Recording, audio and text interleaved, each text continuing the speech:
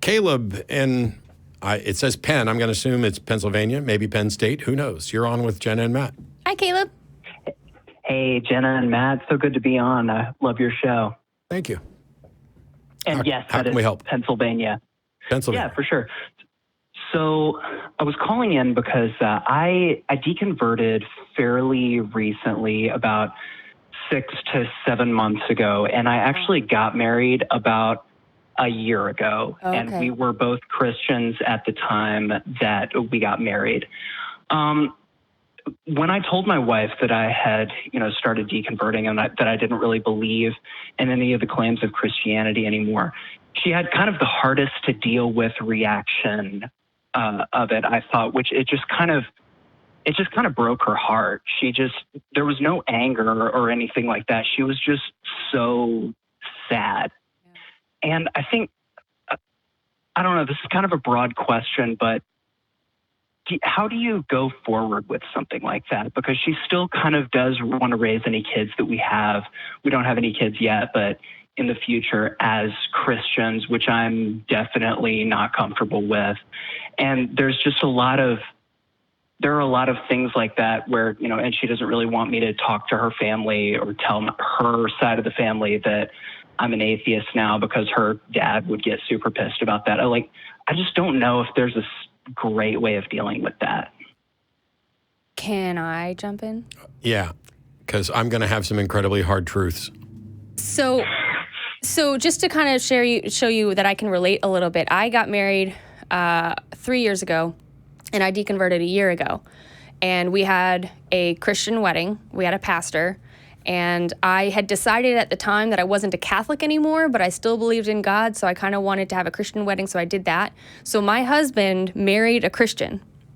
And then I deconverted and found out I wasn't a Christian, and I was an atheist. And then I kept asking him questions, the same kind of questions that I'd asked myself, and then he realized that he was an atheist. So I got really, really lucky there. But the fact is, and that's something that I realized, is that at that moment when I deconverted and I lost my faith and I had a Christian wedding, I had agreed to include God in my marriage and in my relationship. And at that point, I'm a different person. I can't honor those vows anymore. So our relationship going forward has to be different. We have to agree to change the relationship in a way that we're both satisfied with it. And so you're going to have to sit down, in my opinion, you're going to have to sit down with her and figure out if she's actually okay with moving forward with a relationship with somebody who does not believe in the same thing she does, that does not hold the same worldview. If you don't want to raise your kids Christian and she does, that's going to present problems. And so you're just going to have to both be very, very honest with how you feel, because that's going to be really hard, because this is a really rough, I'm sure a very emotional thing. I'm wondering, would she be willing to do that, do you think? So I think she would be willing to have that conversation, because at least verbally she's fine with the idea of me not being a Christian anymore. She's not not fine with it, but it's not like something she was going to leave me over or anything like that. I think she would 100% be willing to have that conversation. And I actually suggested maybe that we both need to see a secular counselor, because we got marriage counseling before, but it was from a pastor, which is just kind of useless.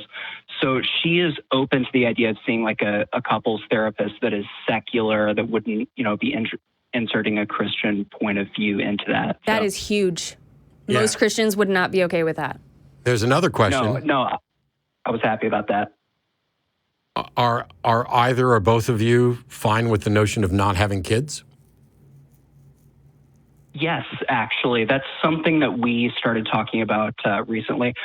Honestly, it came up because we went to Disney World together, and we were like, holy shit, this would be so much less fun. It's so nice to just be able to not have any responsibilities doing this. Yeah. That's kind of what opened up, maybe we don't. Yeah, kids. Because I'll say this, irrespective of whether the issue is two people with different religious beliefs or two people with whatever, bringing kids into the world is a monumental responsibility. And if you don't have all the conversations that you need to have, you are already starting off on the wrong foot if you have a kid and just hope that things will work out. I was in court last week finalizing my divorce and watched other people going up there. And I watched the judge interact because this one couple had agreed to no geographical restrictions on custody. And it's because they both lived in the same town and in roughly the same neighborhood. And the judge is like, yes, but that may not always be the case. What if she ends up dating or married to somebody who doesn't like you or whose job takes them to Seattle? Are you okay with you have to make sure that you consider those possibilities. And if you're just going to consider it at the time that you're trying to do your divorce and not when you're discussing whether or not to have kids, that's a big issue. But the second thing is, you mentioned that, your father-in-law would be pissed. Mm-hmm. Is this something that you two think you can keep secret comfortably? I don't think so. I think that's eventually going to come out in some way or another. That's not sustainable. I don't know your particular situation, but if you think it's not sustainable, then that's another conversation you got to have. One of the things, there's a number of keys to relationships. And speaking as a newly divorced man, let me tell you how to have a good relationship. Because I do have a good relationship. Beth and I are still very good friends. After we got done with the divorce, we pulled up, I dropped her off at home, I kissed her goodbye, and then I went back to the rest of my life. She will be one of my best friends for the rest of my life.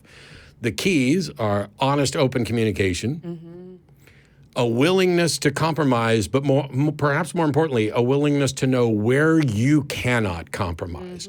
And so if one person wants to have kids and that is an uncompromisable thing, by trying to get them to compromise on that, you are essentially setting them up to be miserable in about something significant for the entirety of your relationship. And yeah. The one thing that I want to just mention is that if just keep in mind that I'm sorry, I just got thrown off.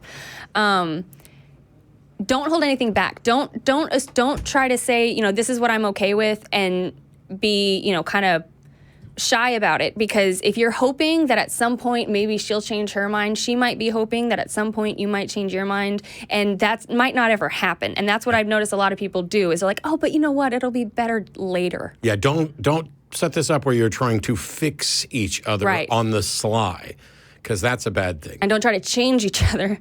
Yeah, one of the other aspects of this is that I know people who have been in relationships where one's a believer and one's not, and it works. I mean, Dawn was married to a Catholic man for years and was with him for years, even before they got married, and it worked. I know me.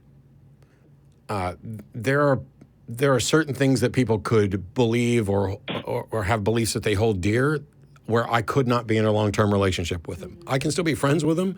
I can hang out and do other stuff, but marriage is slightly different. And none of this is going to be easy. And one of the hard truths when I talk about, let me tell you how to have a good relationship, sometimes divorce is, in fact, the best thing for everybody. That was the case with me and Beth.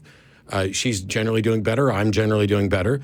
And it's one of the reasons that we're still friends. Mm-hmm. It's because even though things got bad at a point or there were arguments or whatever else, recognizing that perhaps this notion that you are to be with one person and one person only for the entirety of your life, A, isn't necessarily true, and B, doesn't mean that you found that person when you think you found that person. And so just make sure that you're going into all this with your eyes open and realize that, maybe your marriage will work out, maybe it won't. Maybe one of you will change back or change in a different way, maybe they won't.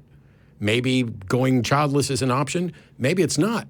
Because I've known people who are like, oh, I'm never going to have kids. Yeah, me too. And then they get to a certain point and they're like, we need to have kids. I have some very good friends of mine who did that. They were going to remain childless, and now they've got 2 wonderful kids. People change, and recognizing that that's the case, communication's the key. Yeah. And it's got to be open and honest.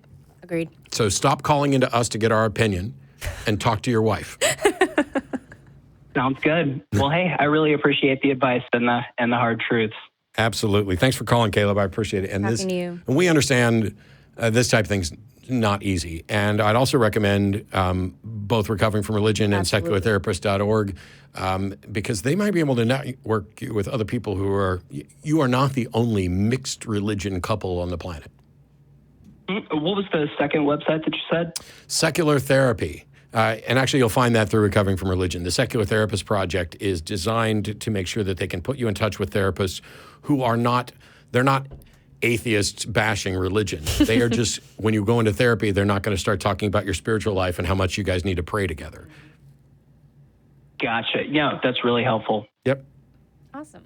And let us know, Awesome. how it goes. Give us a call back and if things improve or get worse or whatever, because one of the things is that not only are you not alone, but people need to hear these stories, and they don't just need to hear the fortunate success story of Jenna, who got married, changed her views, and now her husband's in agreement with her, or my story of how my divorce wasn't really a traumatic thing and we're still friends, because sometimes divorces are just awful. Mm-hmm. But yeah. Anyway, thanks for calling, Caleb. For better or for worse, I will call back and let you know how it goes. There's Awesome. a change. And congratulations on your deconversion. Yeah. Well, thank you so much. I appreciate it. Take care. Bye.